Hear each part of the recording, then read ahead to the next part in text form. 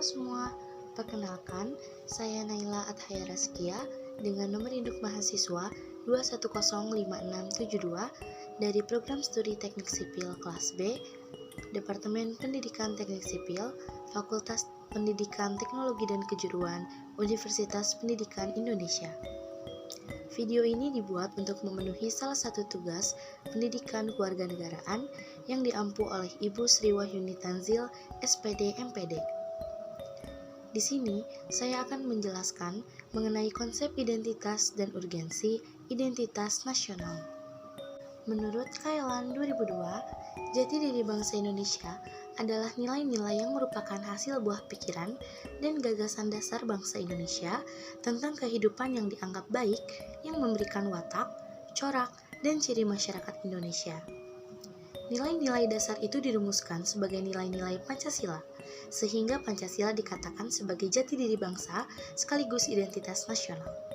Pancasila bukan hanya identitas dalam arti fisik atau simbol.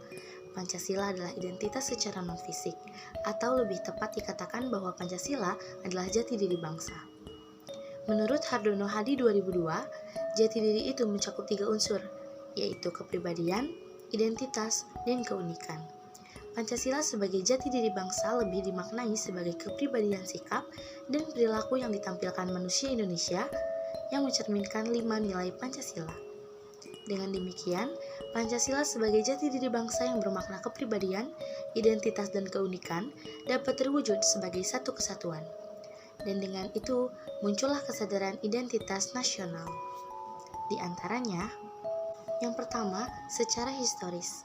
Identitas nasional Indonesia ditandai ketika munculnya kesadaran rakyat Indonesia sebagai bangsa yang sedang dijajah oleh bangsa asing pada tahun 1908 yang dikenal dengan masa kebangkitan nasional bangsa. Yang kedua, secara sosiologis, identitas nasional telah dibentuk dalam proses interaksi, komunikasi, dan persinggungan budaya secara alamiah baik melalui perjalanan panjang menuju Indonesia merdeka maupun melalui pembentukan intensif pasca kemerdekaan. Dan yang ketiga, secara politis, bentuk identitas nasional Indonesia menjadi penciri atau pembangun jati diri bangsa Indonesia yang meliputi bendera negara Sang Merah Putih, bahasa Indonesia sebagai bahasa nasional atau bahasa negara, lambang negara Garuda Pancasila, dan lagu kebangsaan Indonesia Raya.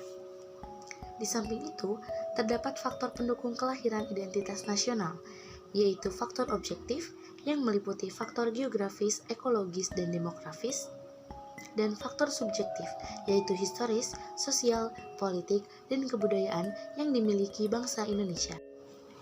Identitas nasional Indonesia bersifat pluralistik atau keanekaragaman, baik menyangkut sosiokultural maupun religiositas, seperti yang pertama, identitas fundamental atau ideal, yaitu Pancasila yang merupakan falsafah bangsa.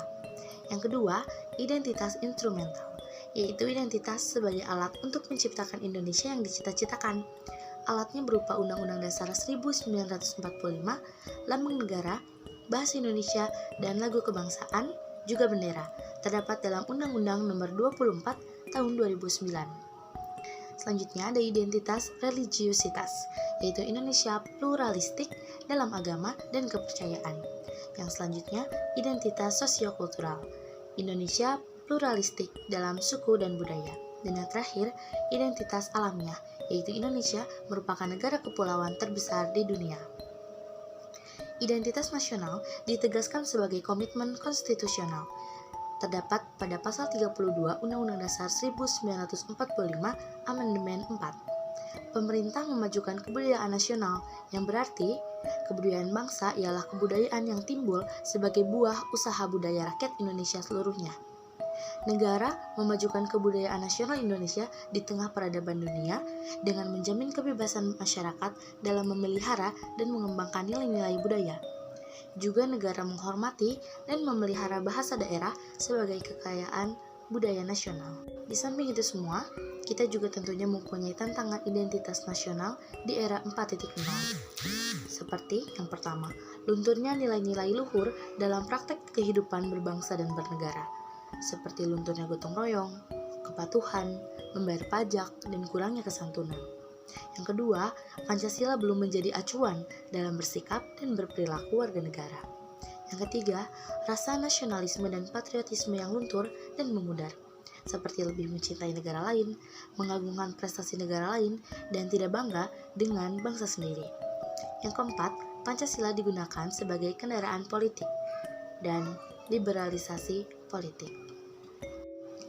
Dengan pembahasan kali ini, kita harus lebih sadar akan peran Pancasila sebagai pondasi dan identitas negara yang harus dijaga dan direalisasikan dalam praktek kehidupan berbangsa dan bernegara.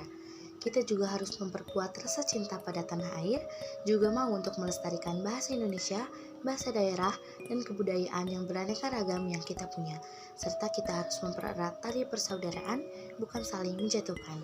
Karena Pancasila adalah pedoman masyarakat. Sekian yang dapat saya sampaikan mengenai konsep identitas dan urgensi identitas nasional. Semoga kita dapat menghadapi tantangan-tantangan yang ada di era 4.0 ini. Semoga materi yang saya sampaikan kali ini dapat bermanfaat. Sampai jumpa.